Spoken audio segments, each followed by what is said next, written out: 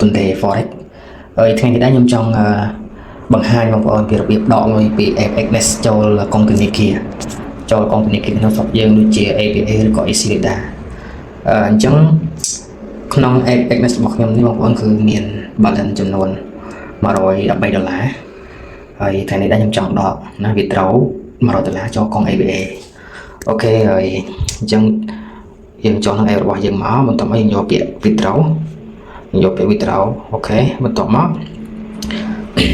យើងជ្រើសរើសយក local bank transfer ណាយើងជ្រើសរើសយក local bank transfer នេះមានដកតាមច្រើនតាម app ច្រើន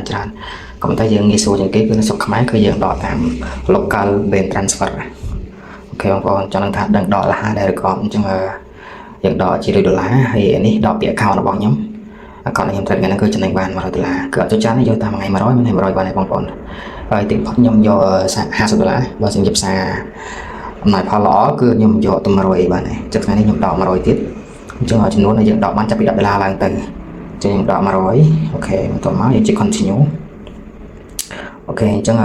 commission គឺអត់មានកាត់ថ្លៃសេវាទេបងប្អូនគឺ100ហ្មងគឺចូលក្នុងកុងនេះគឺ$100ពេលតែម្ដងមានកាត់ថ្លៃសេវាអីទៅមាន50សេន10សេនក៏អត់ទេគឺ100គឺ no commission គាត់ជិះ confirm អូខេអញ្ចឹងជិះ confirm គឺ app មាននឹង load ឲ្យយើងនេះពីដើម្បីសុខភាពរបស់យើងហ្នឹងគឺវា load ឲ្យយើងហ្នឹងពីចំណុចទី1គឺវាpush notification អញ្ចឹងវា load សញ្ញានៅក្នុង app ហ្នឹងទី2គឺ take code អញ្ចឹងគឺផ្ញើសារចូលលេខទូរស័ព្ទរបស់យើងអញ្ចឹងខ្ញុំយក take code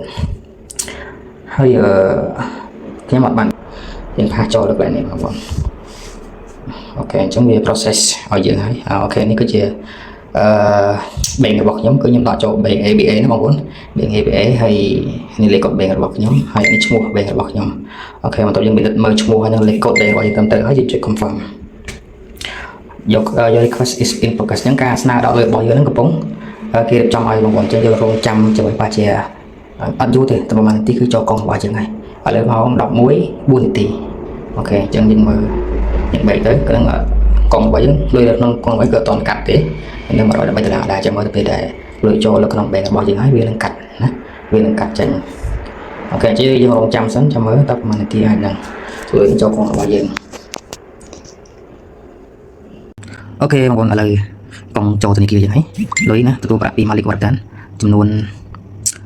$100បងប្អូនមើលនេះចូលកេនរបស់យើង1នាទីមុនអញ្ចឹងប្រហែលជាដល់5នាទីទេគឺលុយចូលកុងរបស់យើងហើយអូខេឥឡូវយើងចូលទៅមើលក្នុងរបស់វិញហើយវាកាត់លុយនៅអូខេអញ្ចឹងអត់ណាបងប្អូនគឺនៅសល់តែ$13ទេប៉ុណ្ណោះគឺគេបានសូមអរគុណចំពោះការតាមដានហើយកុំភ្លេចចុច like subscribe ណាហើយនឹង comment នៅក្នុង comment នៅពេលដែលបងប្អូនមានចម្ងល់អីហើយកុំភ្លេចចូលក្នុងក្រុមដើម្បីសិក្សាបន្ថែមអំពីរបៀបរកលុយតាម forex បាទសូមអរគុណ